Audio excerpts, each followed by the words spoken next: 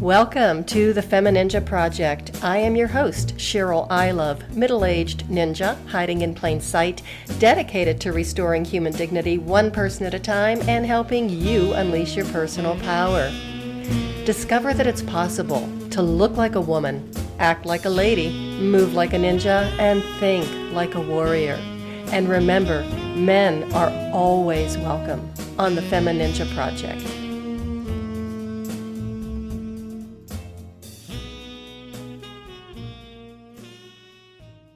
Welcome back to another episode of the FemiNinja Project. Today I have an amazing woman. She is a NLP master practitioner, a board certified MER coach, a certified dream builder coach, a hypnotherapist, an author, and a recovering dental hygienist. Yes. So I would like to introduce to the show Darla Evon. Thank you so much. It's a pleasure to be here. I am so happy to have you on the show today. You really, truly are an amazing person with an incredible background and quite a story to tell because, I just look at all of these certifications and the trainings that you've had and all the things that you've done. And when I met you just a few weeks ago, we had a lot in common just by I'm a recovering physical therapist and you're a recovering dental hygienist. So how did that come about? Gosh, I picked the career of dentistry based on, I knew I needed to get a degree and what would provide money, and I liked health sciences and all that. I love math and science, so I kind of picked it. I was a physical therapy major, decided to go into dentistry because I was a dental assistant.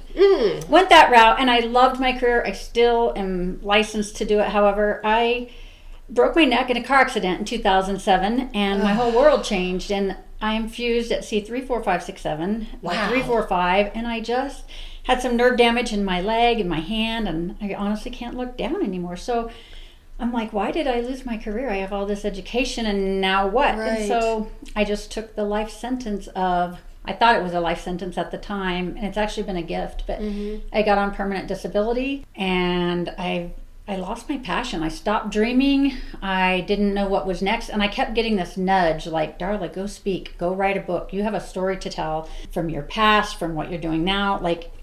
And I didn't know how to do it. So I stayed stuck for many years. And I didn't write the book. I didn't go speak. I didn't coach. Because I thought I needed more accolades behind my name before I was certified. So I kept doing all this personal growth work. I worked with Wayne Dyer, Bob Proctor. I did a lot of seminar stuff. I started coaching with them.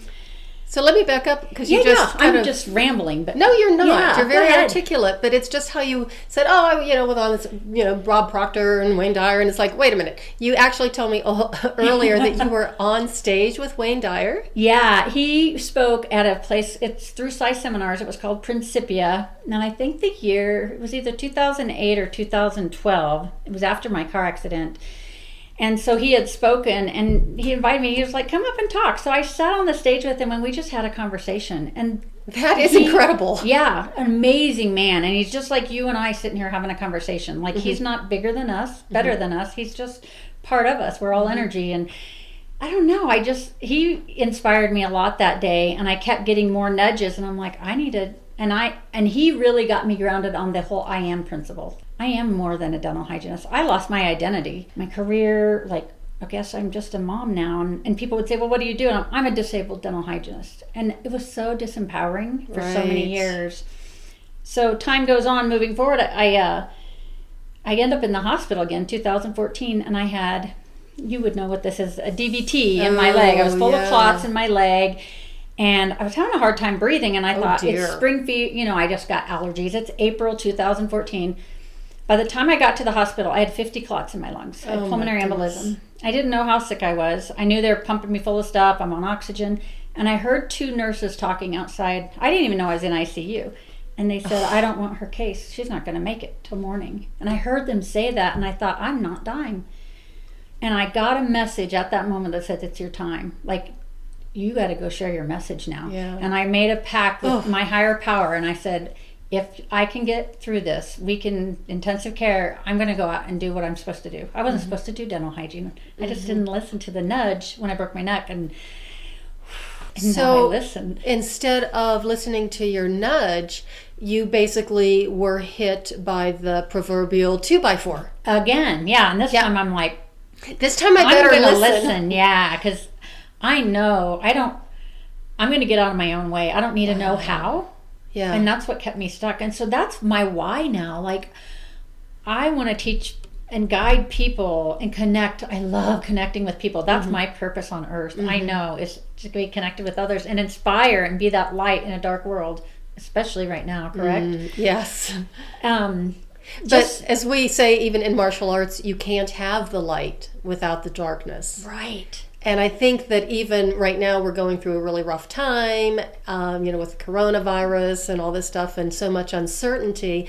But I was driving around, trying to get groceries to several different stores, and I was blown away by how many people were out walking their dogs, saying hello to other people, and there was an atmosphere of almost either hope or promise or something. It was more like a normal, if there is such a thing as normal, spring day, especially here in Colorado. Right. And it was just really heartening to see that. I feel like through this darkness, like you said, we're connecting at a deeper level. Like, the kids are at home, people aren't working like they were, and you're able to play some games or do some spring cleaning in your house or have a conversation with your husband you haven't had for a while, right? Because you can connect. And maybe this darkness is leading us to a light right now. And even just making meals together again. Right? It's like, well, we're not going out to eat, obviously, and just getting creative. I mean, I think that this is a really good time to let the creative juices flow. Yeah. And I've found that with myself once I finally was, oh my gosh, I'm going to be staying home most of the time,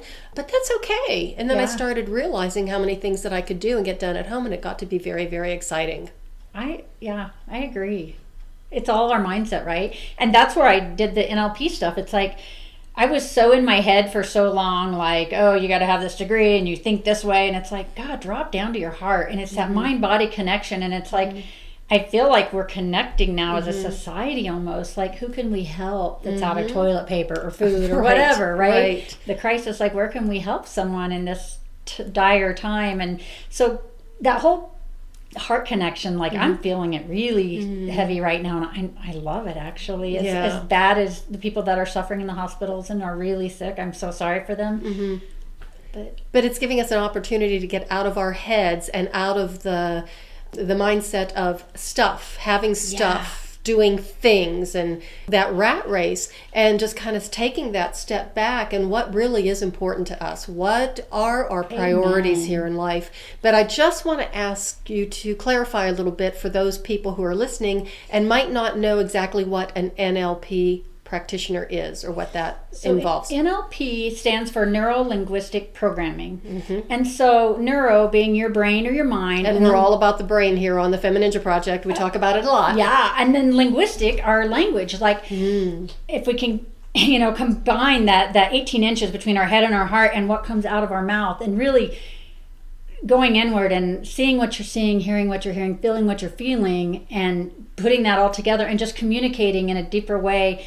And it's a lot about the unconscious mind, because what we use maybe a couple % of our unconscious, and we have such a more power than we even know. And I love what I've learned through that. And I also learned through NLP, the neuro-linguistic programming and mental and emotional release work, is how so many of us have limiting beliefs from either our childhood or a teacher that told us something when we were something and so we carry along these old baggage, this old limiting beliefs that keeps us stuck in our lives. And I love working with people to help them release and move beyond those limiting beliefs. And you probably see it with your martial arts stuff. It's like, let that go and move forward, and life flows better, and set that old stuff down, and you never have to go back there again. And so it's fun to be able to guide people and have the tools to guide people through that process. And that's very similar to what we do in Feldenkrais. And I've talked about that on the show a little bit, and I did a little bit of magic with you right Yes. before. Oh my gosh. I know. But that's what we do, is to be able to make ourselves comfortable in our environment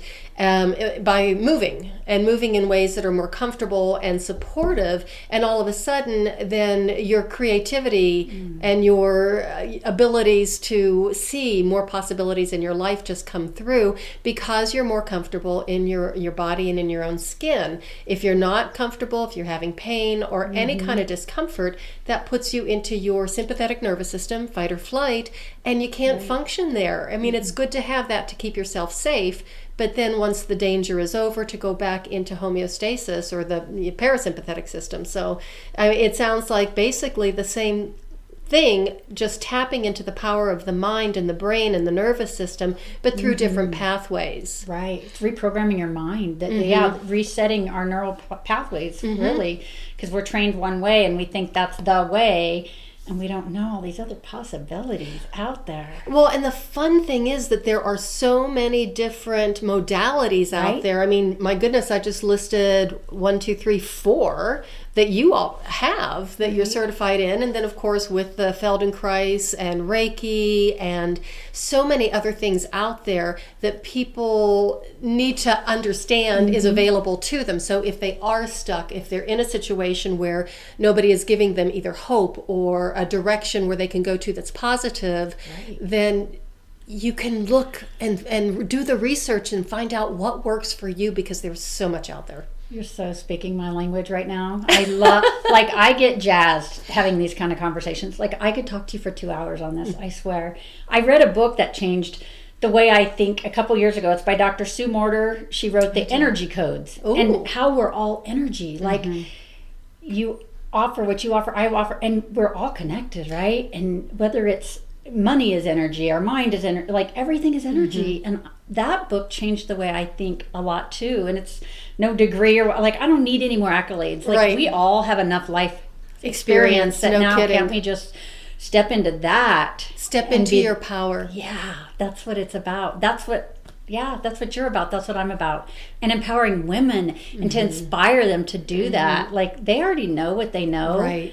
And they stay there because they're stuck, or they stop dreaming. They don't know how to dream again, or they don't think it's possible. Well, I think it's really hard to even imagine the possibility of dreaming when you're suffering in one way or another. Even if it's, physical pain, mental, emotional pain. I've had both, and I'll take the physical pain any day. Absolutely. Financial pain, relationships. I mean, there's so many ways of being impacted not in a good way. And I think that, we want to run away from the pain. We want to run away from whatever it is that's causing us discomfort or suffering.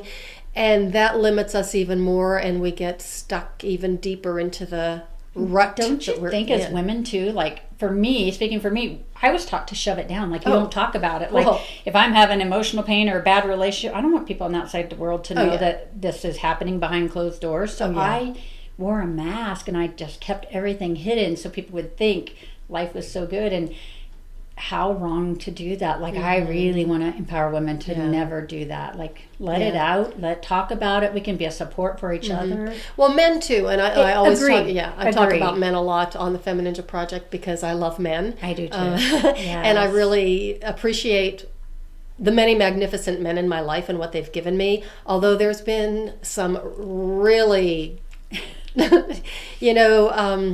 really jerks. But they taught me just as much, if not more. So, amen to that. Yeah, but I worked with a lot of guys, even in martial arts, once I started climbing up the ranks.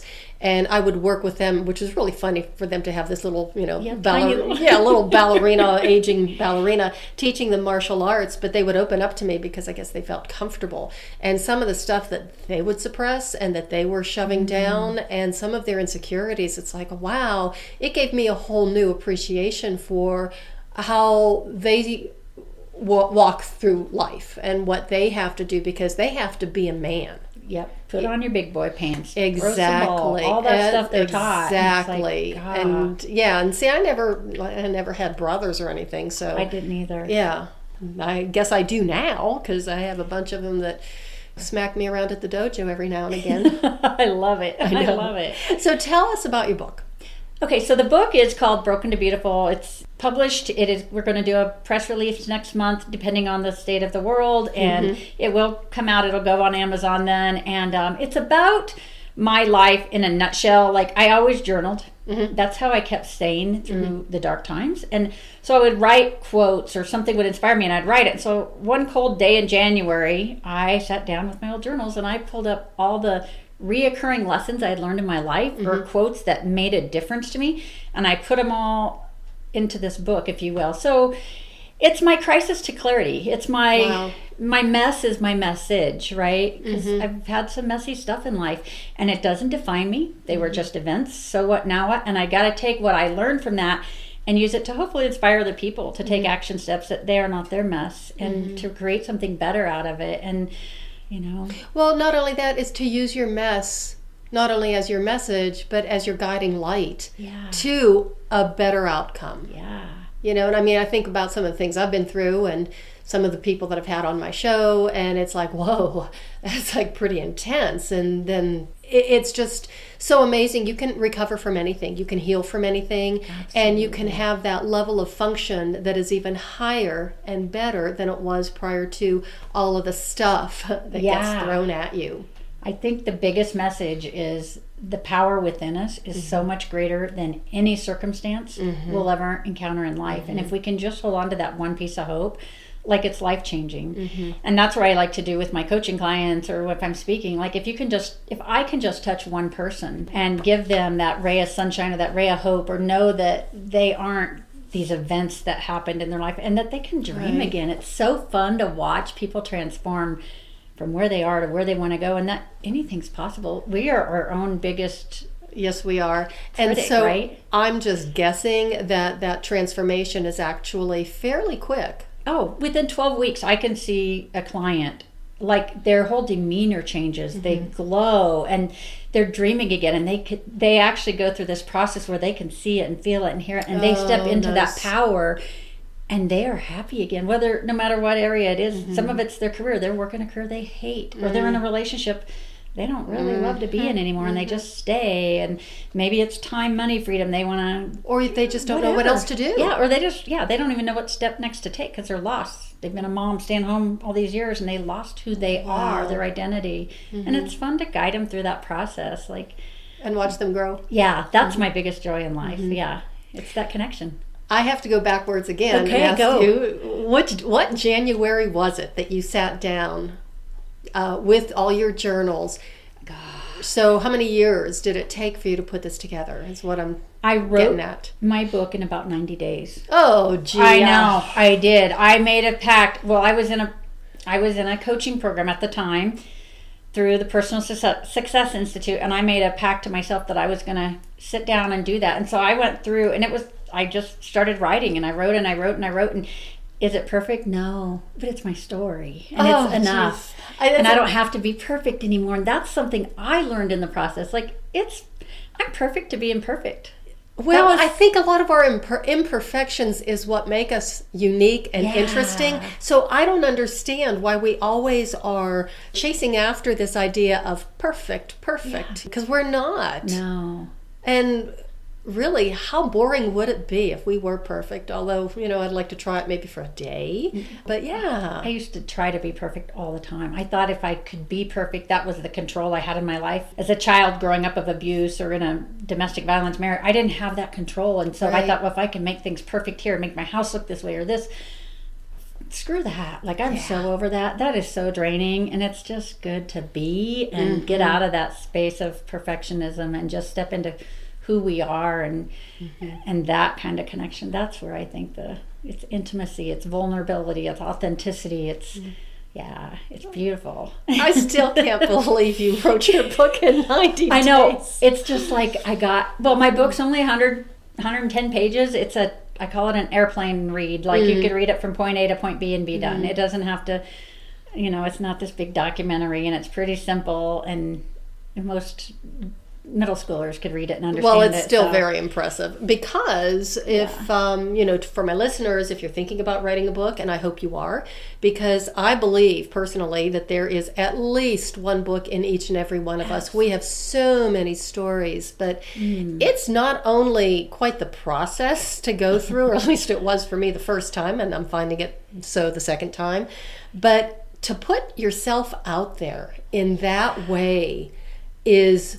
It's scary. You're so vulnerable because all of us in our books, even for the fiction writers, what they're putting out there is part of their story, part of who they are is in that book. And for those of us who've written nonfiction, a lot of us are in the book and it's like, oh gosh, do I really want to put this out there? And especially then me with my, naked legs up there on the book cover. Geez. Oh, but it's beautiful. Oh, thank you. They had to talk me into that one, and I had many, many sleepless nights. It's like, do I really want to do this? I don't. Why do we do that? Like, why do we tell? Like, I remember going, well, who am I to write a book? Who am I? Like, someone else is smarter, better, da-da-da-da-da. But it's like, it's our story, and it's our journey. And if you can touch one life even, then it was worth writing the book, right? I encourage anyone to write a book that has it. The funny thing, and I think I live by this now, there's always going to be somebody out there smarter, better, funnier, always. And it's like, and that's okay, because that same person who's probably smarter, better, prettier, makes more money, whatever, has their own insecurities as well. Absolutely. Something I speak about if I'm on a stage talking to an audience, I carry these little buckets and I call, my bucket's big. It's called my chuck it bucket. And so I talk about this because it gives me permission, and then it gives your audience or your clients or whoever you're working with permission that they don't have to be perfect. So if something doesn't serve me in my life anymore, I'm like, I chuck it in my bucket. And that bucket just it's like hitting the trash can on your computer. It's just delete, and it falls out the bottom somewhere and it never comes back. And I love my chuck it bucket because the chuck it bucket gal. So what no longer serves us, chuck it. Like, quit beating yourself up, quit mind effing it and all that stuff. Like, you don't have to stop screwing with yourself. Chuck it in the bucket and move on and just I love that. Chuck it in the bucket girl. Or chuck it bucket girl. So I hand them out to my audiences, like the little bucket, so they can have that little reminder to tie to. So it's like our mentor we've worked with and speaking with, Gary. He has a beaver, and it's just a little reminder, right? So my bucket is my reminder to my people. Oh, that's really cute. I love that. I have a little reminder too for my not my clients, but basically for my guests and stuff. What is it? Oh, I don't want to tell you. Oh, I'll do it now. I'll do it. I'd love to hear this. Okay, so one of the things that I love about doing the podcast, and something that I learned in my martial arts training, is just taking that first step to a new life, a new way of thinking and moving and learning, that lifelong learning that just opens you up. And it's so scary, it's just really, really frightening. And for me to walk into, at the age of 47, into a male-dominated, testosterone-infested world of men in martial arts, when most of the time I was the only woman, was absolutely gut-wrenchingly terrifying. I can't imagine. Well, neither can I, because I thank God have forgotten about it over the years. But if you notice all the belts that I've achieved or earned over the years, the one I am the most proud of is my white belt, because that signifies new life, a new way of looking at things. And I like to leave a little something with my guests. So here is your white belt. I love that. You're going to make me cry. Oh my gosh. Kleenex. I love stuff like this. Isn't that wonderful? It's such a connection. And it's the power of the white belt and starting a new way of living and actually teaching other people. Because every time we would, and we still do, when we pair up with another person, right? Even the white belt, it's their first day in class, and you can have a black paired with a black belt, which is how we do things. And it's like, oh gosh, I'm going to get killed, but that's not. It doesn't happen. And we always bow to each other. What we say is, in Japanese, onegashimasu. So if there's anybody out there who's listening who speaks Japanese, I apologize for my bad Japanese, but it's onegashimasu, which means please teach me. So the white belt is saying it to the black belt, And the black belt is saying it to the white belt. I love that. Because that's how we learn, is from each other and our experiences and our interactions with each other. So just because the black belt is a black belt doesn't mean that they know everything. I love and that's that you part of just the said humility of being, a black belt. I've and being, learned more from my coaching clients than I think I've ever taught them. Like, absolutely. It's this whole circle. It's like, thank you for sharing that, because now I learned as much or more than I may have shared with you. So thank you for sharing that. And at the end of every time that we work with somebody, or at the end of every class, we bow to each other and say arigato gozarimashita. Again, I apologize for my Japanese. Sounds beautiful. Oh, thank you. It probably sounds like ballet, but that means thank you for what you've given me. So I actually kind of make it a habit, even when I'm speaking to groups or whatever. Yeah. I just say onegashimasu, and they look at me like I'm nuts. And at the very end, I always say arigato gozarimashita, because even when you're speaking with somebody, having a coaching client, whatever it is, road rage, somebody just cut you off in traffic, and then they're giving you the hand signals. Yep. And it's like, thank you for what you've given me, because I've learned from this experience. What a great mindset to have. It doesn't always work that way. Right? I know, yeah. We're all a work in progress. It depends on my mood. Sometimes I just need to sit back and have a piece of chocolate. Yeah, right? A glass of wine, a piece of chocolate cures it all. There you go. Yeah, I always tell people Oh, that I'm a gosh. physical therapist that hates exercise and thinks that chocolate is food, because Right? it is. Oh my gosh, so good. Yeah. Oh, no wonder you and I are friends. And it happened pretty quickly, too. I know, right? I know. See, I think we could all be friends. I think so. If each and every one of us could sit down and have a conversation and not talk about like the stuff that gets in the way, of, okay, what's going on in the world right now? You've got more toilet paper than I do. That type of thing. It's like, wait a minute, let's just step back, and just meet each other as human beings. And again, restore human dignity one person at a time by the human connection. I love that. It's not that hard. To me, that's what life's about. Yeah. And that's the biggest blessing. And maybe for me, it took many, many years to get to this point that it's like, oh my gosh, this is what it's about. It wasn't about making more money and doing this. And I can still be of service, and actually in a better way than what I did what you did all those years. In the medical field, right? Yeah. I loved what I did for a long time, but man, it was kind of wearing on me a little bit, and saw some things that were really pretty awful that I never expected in my life to ever have to experience, being on the front line like that in the hospitals and stuff. But I always thought that I was supposed to do something beautiful, or do something that was more like Celeste Lauder or something like that. I mean, I really didn't think I would be in the life support and life-saving, industry, but it worked out. And it was, when it was time to leave, it was time to leave. You've stepped into a beautiful new path. So. Oh, thank you. It only took how many years? But you did it, and that's what matters. And that's what I want to share with people, too. It's like, listen to that nudge. Like, when it's time to close that door and move to this next stage, if we just get 100 years on this planet, that's not that long. It really isn't. And like, step into your greatness now and do what makes your heart sing and what really lights you up. So many of us don't do that, and we wait till our dying days, and we're like, oh my God, I lived 90 years, but I lived the same year 90 times. I didn't do what I was supposed to do, and I didn't listen to what I wanted to do, and they have these regrets, and I don't want to get to the end of my lifeline and think that way. So if someone is listening to this and they're thinking, well, does a nudge look like or feel like? What are you talking about, the little nudges? Is that something that you could elaborate on a little bit more? Whether you call it God or spirit or your intuition or just that brick upside the head that I got, it's like, holy cow, like, wake up, darling, you're not supposed to do dentistry anymore. Go share your message. And I'm like, but I don't know how, so I'm just going to keep doing what I'm doing. So then you get a bigger nudge upside the head. And Oprah Winfrey used to talk about that a lot, and I remember her talking on, I didn't know what the heck she was talking about until I experienced it myself. And it's like, when you hear that little inner voice, we all have it, and we don't listen. We shove it down and think, oh, that, I'm just crazy or whatever.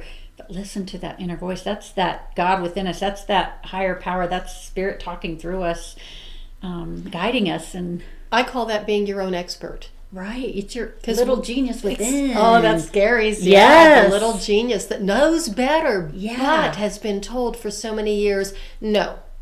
It's your unconscious mind talking to you that we don't listen to because we're not taught to listen to that part. We're taught to shut it up. Yeah.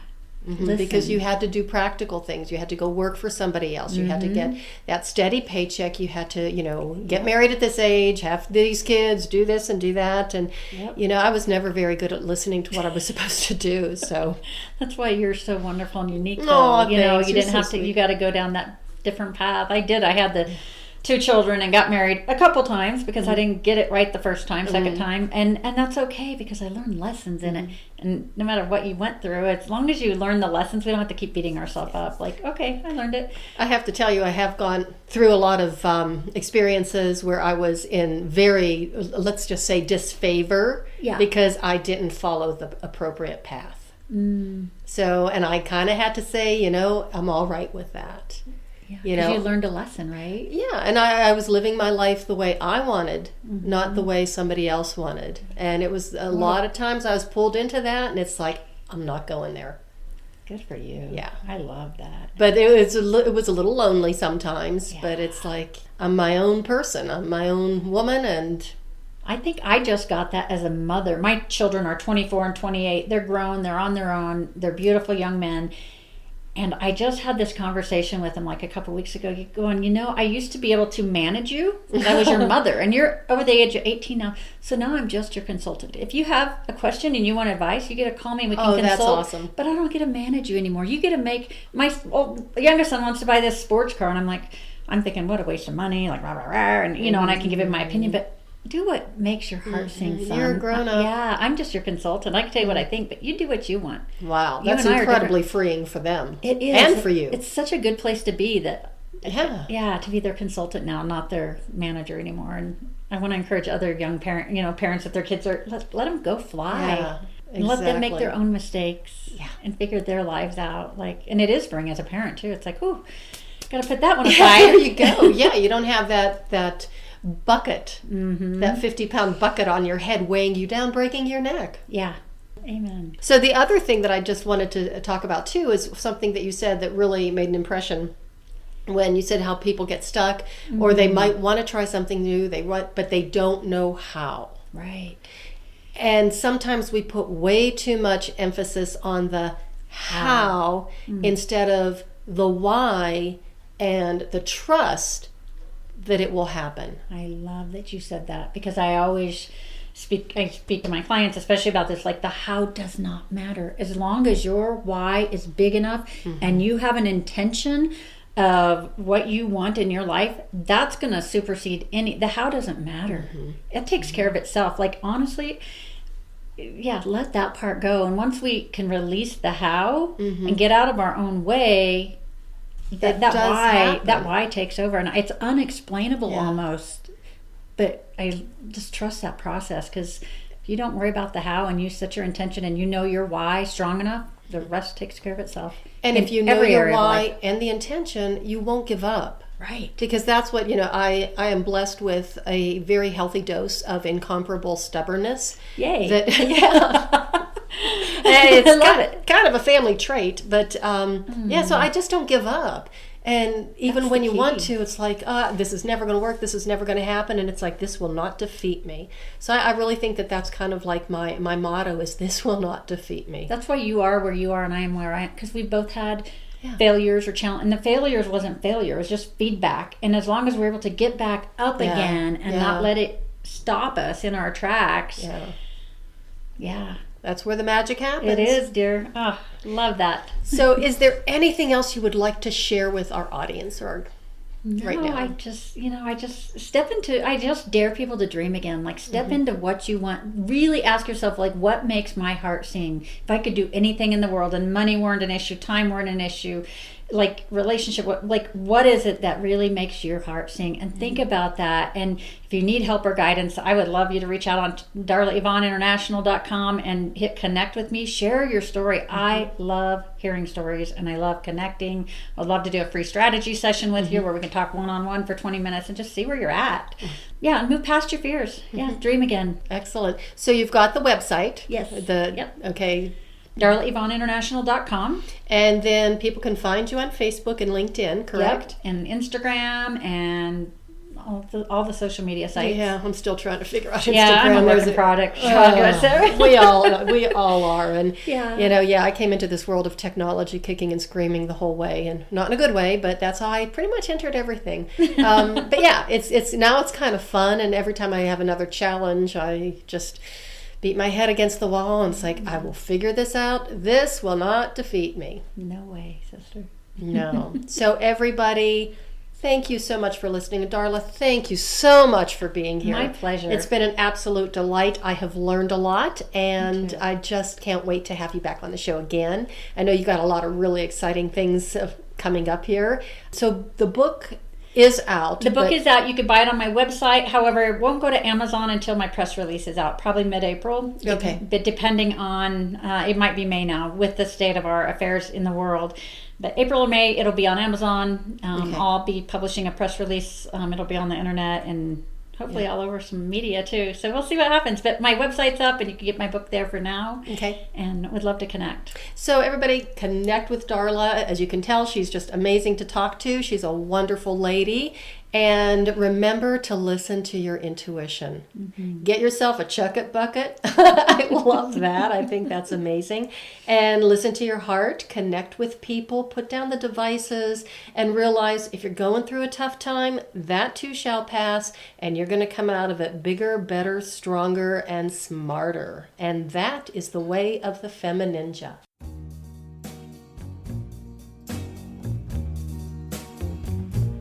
And that's a wrap on another episode of the FemiNinja Project. Thank you so much for listening. And remember, be safe, be strong, and until next time, bye now.